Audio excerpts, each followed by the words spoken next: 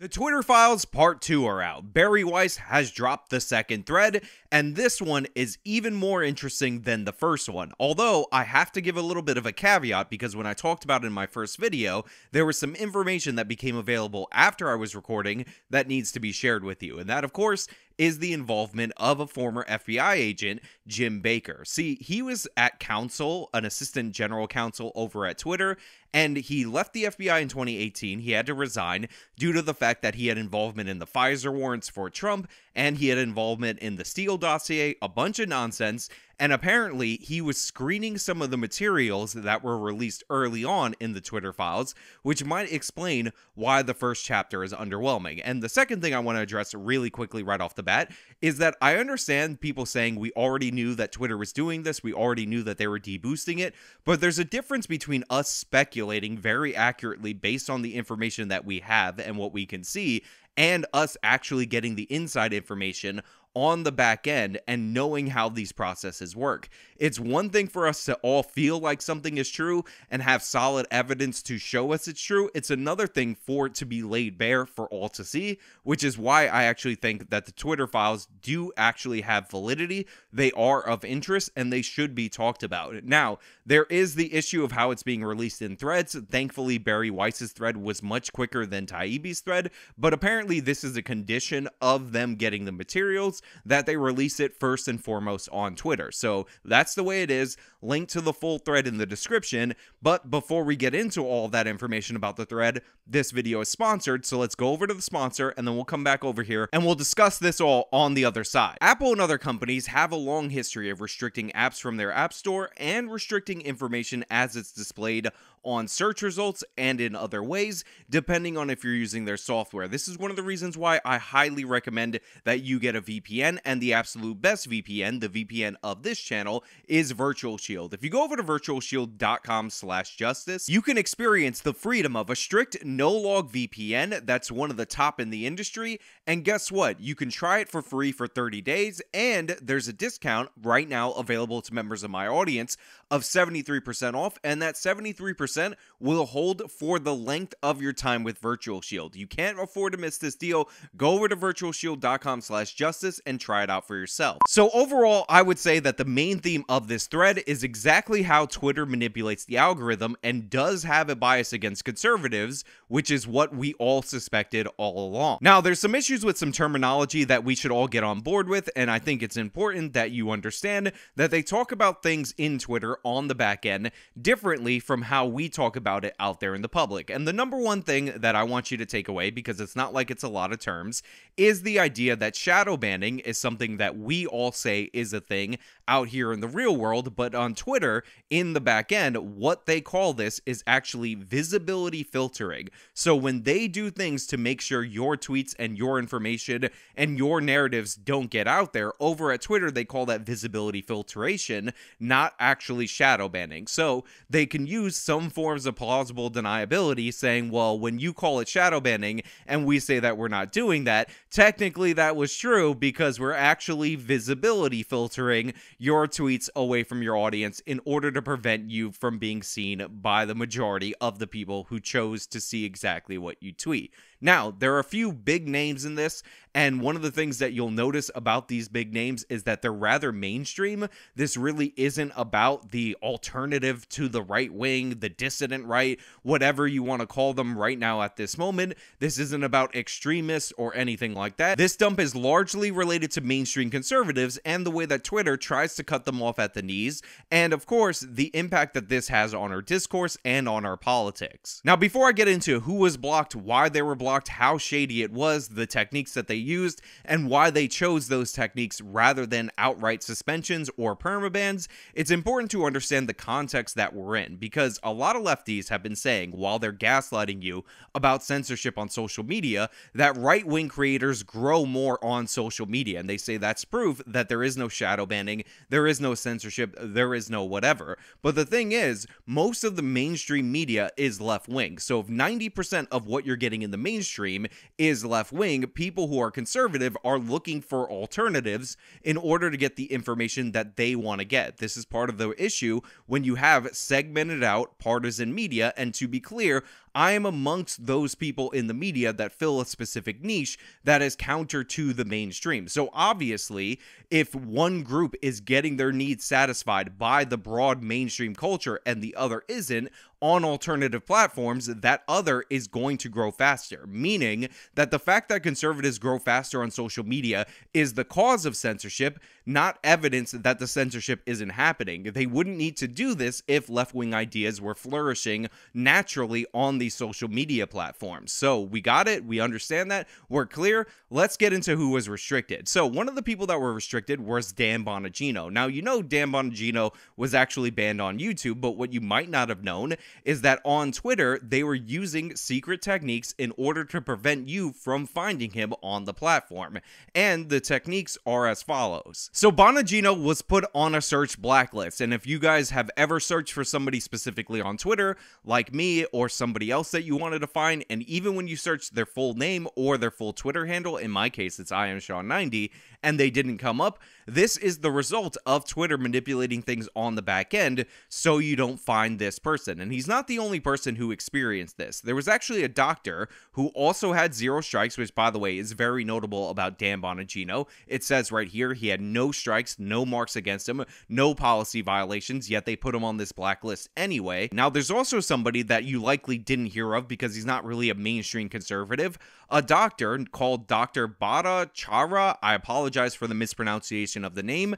And the reason that he ended up not appearing in the trending server is because he was blacklisted on Twitter in terms of the trending list. So they actually have a blacklist for trending people and trending topics, and he was placed on it. But interestingly enough, the reason why he was placed on it wasn't because he was spreading misinformation or anything like that.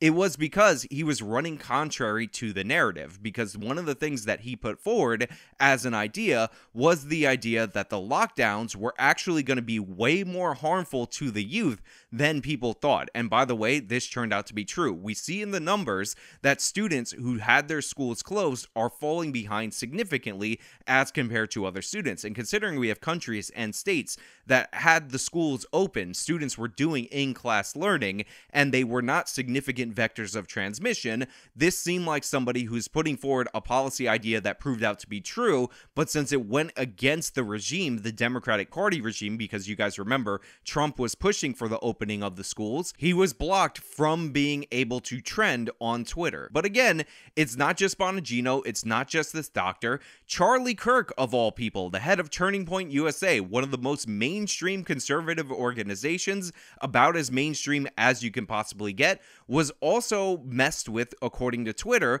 on the back end. Now, what they did to Charlie Kirk is essentially they put a do not amplify tag on him. And what this means, for those of you who are unaware, is that social media companies have this thing where if you're interacting with stuff, they think it's more engaging, more interesting, and they distribute it further. This is one of the reasons why people on YouTube ask you for likes, they ask you for comments, or similar, because that engagement actually means that my videos on YouTube will be presented to more people will choose to watch those videos, and then they'll subscribe, and this is how you get social media growth. Well, Twitter works in a very similar way with likes and retweets, etc. So what they actually did for Charlie Kirk, because he was growing a lot, because he's the head of one of the largest conservative organizations that pulls in about $40 million a year in donations, was tag him with a do not amplify, because they did not want his message getting out there. And one of the reasons why they did that is because Charlie Kirk was a huge Trump loyalist during the time that Trump was in office. Now, as Weiss points out, in 2018, Vijay Gadde, the head of legal policy and trust over at Twitter, and Kayvon Beckpour, the head of product, said, "We do not shadow ban." They add, "and we certainly don't shadow ban based on political viewpoints or ideology." Now again, what we call shadow banning, as Weiss points out in tweet number 7, is actually visibility filtering, so technically they're probably going to go with that explanation for why they were lying to the public so much. Now, I would love for them to release the full list of people who had their visibility shut down or had their tweets messed with in any of these ways, why they couldn't be found in searches at certain periods of time, because this would be incredibly interesting. I mean, I can speak for myself when I say that since Elon Musk took over Twitter and made some changes over at the company, my follower count, which was pretty stagnant, has ballooned significantly compared to where I was. It is undeniable that when the handcuffs were taken off, even for somebody like me who's not that big on Twitter, the growth actually came in. Also, this might have had something to do with Twitter Blue. People tend to follow people who are more verified, but I've gone over how the verification thing has been an issue for many people, and the fact that they use verification as somewhat of an endorsement and hold it over people's heads that might be deserving of it, even though they have issues with impersonation and all kinds of issues that I've talked about on this channel. So it could be a combination of the two, although I did notice a spike in people following me before Twitter Blue, but after Elon Musk took over. So take that for what it's worth.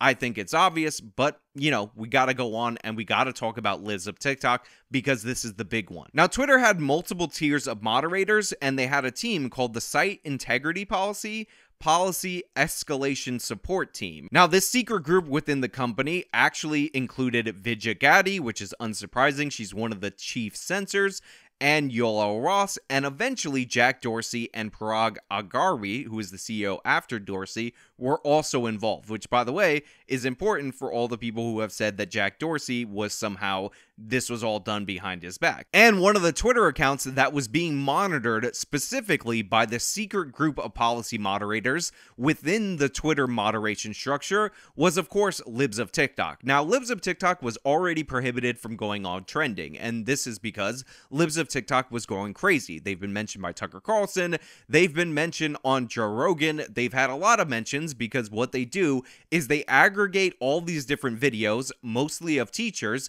who are radical leftists, and they present it out to the public, and that content is just red meat for the conservative audience. Now, obviously, they don't like this. Obviously, they don't like the LGBTQ agenda being exposed to the public. So, Twitter had a situation where they needed to blacklist Libs of TikTok from the trending tab, but they also didn't want rank and file moderators taking action against them because of all the attention on Libs of TikTok's account. So what they did was essentially put a label for everybody in the lower ranks to not take action against this account. So every action, all 7 suspensions against Libs of TikTok, were actually conducted via this super moderator board that was secret within the structure of the company. Now, here's what's even more interesting about Libs of TikTok. Now, I pointed out that they've actually been suspended 7 different times from Twitter. They got 7-day bans. We all understand about these instances. However, a lot of these bans, they weren't given specific tweets, virtually none of them,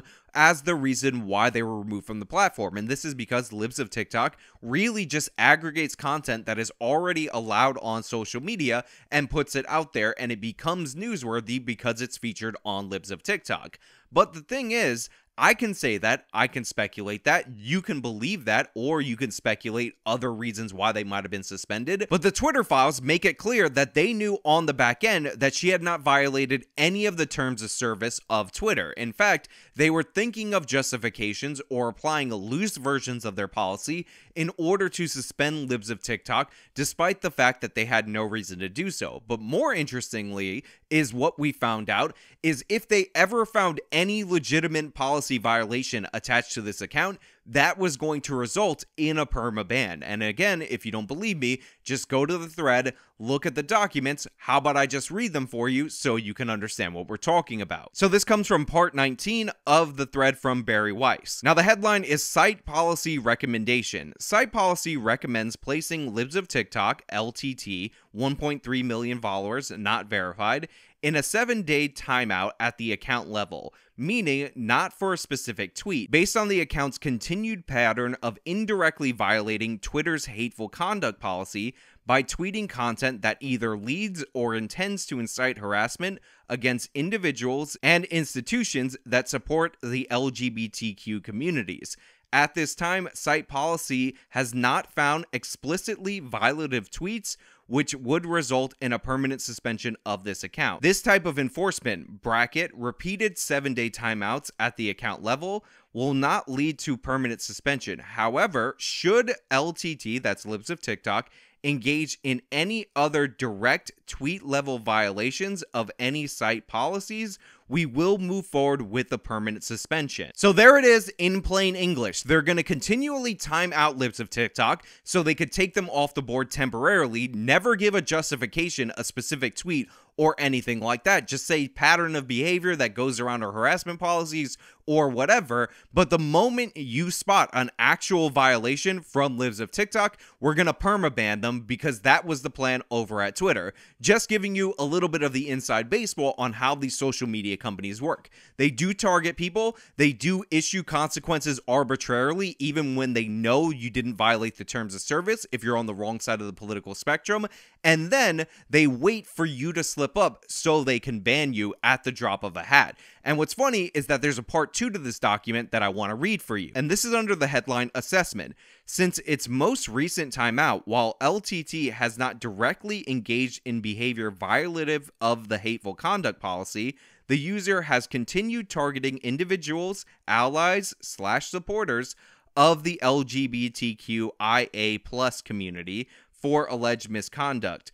The targeting of at least one of these institutions, and then unfortunately it cuts off. So what they basically do is they lay out the fact that they don't have anything on Libs of TikTok. They have no reason to ban her, but they're doing a strategy in order to get her to violate terms of service or look for any violation of terms of service, and that's when they'll permanently ban her. Then, separate from that, their assessment also agrees that she has not violated any of the terms of service. However, they decide that they're still upset about it, they're still mad about it, and the behavior is continuing even though, again, it doesn't violate any of the rules. So essentially what happened with Libs of TikTok is that it got so big and it got so much attention that Twitter wanted to ban it from the platform, but they couldn't, so they decided to just enforce their policy loosely, not give any specific justification, and continually 7 different times issue 7-day suspension. On top of that, we have internal messages on Slack, which is the internal message board of Twitter,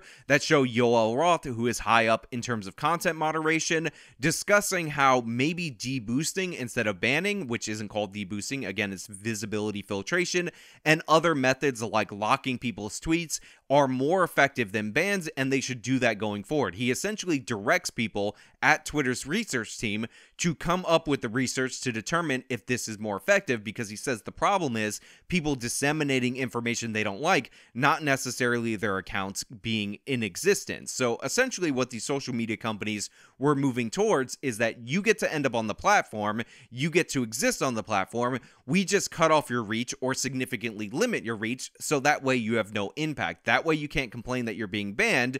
All we're doing is filtering your visibility. Also, something that I found really interesting is that the attack against Libs of TikTok, the issue that they say that they have with her, is the fact that she's doing things that lead to the targeted harassment in the real world of people in the LGBTQ community, hospitals, or whatever. But it actually shows in the documents how petty Twitter was, because when the home address of Libs of TikTok was put out in the public on Twitter, they took no action to remove the tweet despite it being reported, despite it clearly being a violation of their doxing policy, and despite the fact that it had a ton of interactions. So while Twitter was doing everything and anything to look for ways to suspend, deboost, block from trending, and or ban eventually Libs of TikTok, they wouldn't even lift a finger in the simplest instance in order to protect her. Now again, I know a lot of people are going to say, we suspected this. This is something that we're not surprised by, and all of that is true. But now we have the documents, now we have the internal communications, and I'm hoping that at some point, a list of each and every account that had their visibility featured, that was blocked from trending, that have the do not amplify tags on them, come out into the public so we can see the extent of the manipulation from behind the scenes over at these social media companies. It is one thing to suspect something. It is one thing to have strong suspicion of something and have evidence from the outside, but now we're getting a peek behind the curtain. We're getting a look at the engine. We understand how it works, and while it is exactly how we suspected in one part, it's also something that cannot be denied and you can't be gaslit about anymore. These platforms are biased against conservatives. They look for reasons to ban your ideas from their platforms, and we should all take note of these tech giants who have been granted power and immunity that coordinate with the Democratic Party in order to suppress opposition speech. But hey, those are just my thoughts, so let me know your thoughts down in the comments below. If you liked the video, show them by leaving a like, subscribe for more content, follow me on all my social media, support me via the support links in the description box of this video. This has been me talking about the Twitter files part 2. Till next time.